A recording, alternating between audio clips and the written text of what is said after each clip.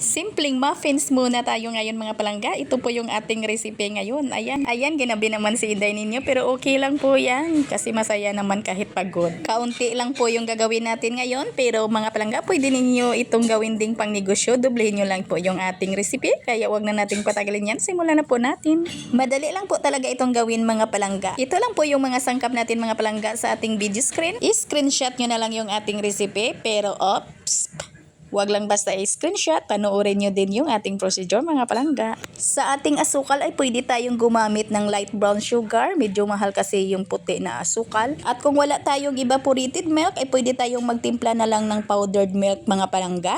Gawin lang po nating 3 tablespoon ng ating powdered milk. Alagyan lang po natin ng tubig ng 1/2 cup. Ayan na, pag nalagay na natin yung ating asukal ay kailangan lang po talaga nating tunawin natin yung ating dry ingredients, yung ating asin at yung ating asukal bago tayo maglagay ng ating harina.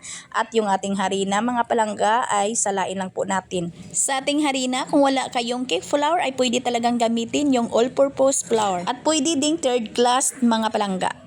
Ayan, haluin lang mga palangga hanggang sa mawala yung mga lumps at makuha talaga natin yung pinong-pino na texture ng ating mixture. Ayan na mga palangga, okay na ito.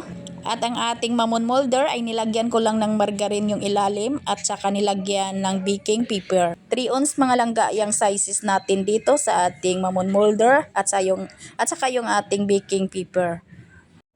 At sa paglagay natin ng ating mixture ay 3/4 lang po sa ating mamon molder.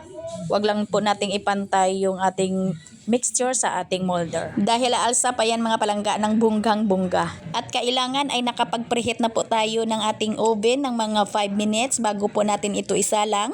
Ito po yung init ng ating oven mga palangga. Nasa 180 degrees Celsius. Lutuin natin ito sa 20 to 25 minutes. O diba mga palangga, ang dali lang gawin? Alam niyo mga palangga, ang sarap. O ayan, bungi na yan. Hindi ko na malayan, kinain na pala yung isa sa anak ko.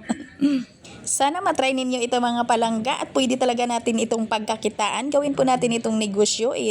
Dublehin nyo lang po yung ating recipe. Magkita-kita po tayong muli sa mga susunod pa nating mga video recipe ng ating tinapay. Ito pong inyong Kainday. Maraming salamat at bye-bye.